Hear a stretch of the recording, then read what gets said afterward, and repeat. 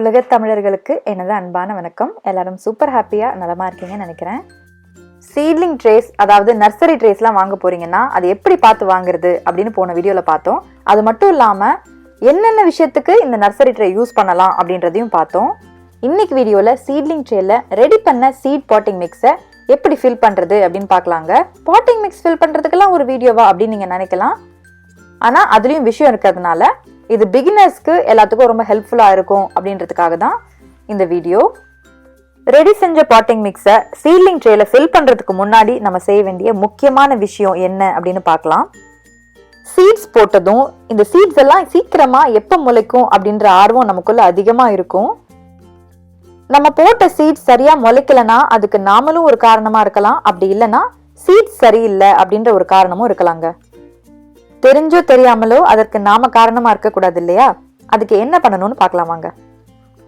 இது நம்ம ரெடி செஞ்சு வச்ச சீட் ஸ்டார்டிங் பாட்டிங் மிக்ஸ். இதுல கொஞ்சம் தண்ணீர் சேர்த்துக்கலாம். நம்மளுடைய பாட்டிங் மிக்ஸ் முழுவதுமா நனைஞ்சிருக்கணும், அதுக்காக தான் தண்ணி ஊற்றி மிக்ஸ் பண்றோம். ஃபர்ஸ்ட் பாயிண்ட், ட்ரையா இருக்கக்கூடாது சாயில் மிக்ஸ். செகண்ட் பாயிண்ட் பாத்தீங்கன்னா ஈரப்பதமா மட்டும்தான் இருக்கணும். மூணாவது பாயிண்ட் என்னன்னு பாத்தீங்கன்னா சொதன்னு தண்ணி தேங்கிட்டு இருக்க கூடாது. பாட்டிங் மிக்ஸ்ல தண்ணீர் சேர்த்துட்டோம், சரியா தான் சேர்த்துட்டோம் அப்படின்றதுக்கு இந்த மாதிரி செக் பண்ணி பாருங்க. நம்மளோட பாட்டிங் மிக்ஸை எடுத்து அமுத்துனீங்க அப்படின்னா இந்த மாதிரி ஒரு ஷேப் வருது பாருங்க. ஆனா புழிஞ்சா தண்ணியும் கொட்டல. ஸோ இதுதான் கரெக்டான கன்சிஸ்டன்சி. இந்த மாதிரி பாட்டிங் மிக்ஸை ரெடி பண்ணிட்டு அப்புறமா சீட்லிங் ட்ரேல போட்டுட்டு சீட்ஸ் போடுங்க. அதுக்கப்புறம் சீட்ஸ் எல்லாம் சூப்பரா ஜெர்மினேட் ஆகி கடகடன்னு வளரும். இப்போ நம்ம பர்ஃபெக்டா ரெடி செஞ்சு வச்ச பாட்டிங் மிக்ஸை சீட்லிங் ட்ரேக்குள்ள ஃபில் பண்ணிட்டு இருக்கோம். சீட்லிங் ட்ரேல இருக்கிற எல்லா செல்ஸையுமே சீட்ஸ் போட போறீங்க அப்படின்னா எல்லாத்தையுமே ஃபில் பண்ணிடுங்க. சீட்லிங் ட்ரே ஃபில் பண்ணியாச்சு, சீட்ஸ் போடுறது தானே அப்படின்னு நினைப்பீங்க. வெயிட் பண்ணுங்க. இப்போ ஒரு முக்கியமான ஸ்டெப்பை செஞ்சுட்டு சீட்ஸ் போடலாம். ட்ரேக்குள்ள இந்த மாதிரி விரலை விட்டு பாருங்க. இந்த மாதிரி விட்டு பார்த்தீங்கன்னா எவ்வளோ தூரம் மண் உள்ள போகுதுன்னு பாருங்களேன். அப்படின்னா என்ன அர்த்தம் அப்படின்னா வெளியிலேருந்து பார்க்க சீட்லிங் ட்ரே முழுசா ஃபில் ஆயிருக்க மாதிரி இருக்கு. ஆனா அந்த ஒவ்வொரு செல்லோட முழு ஆழம் இப்ப காமிக்கிறது பாருங்க. இதோட முழு ஆழம் வரைக்கும் மண்ணு ஃபில் ஆகல, அப்படின்னா பாதி தான் ஃபில் ஆயிருக்கு.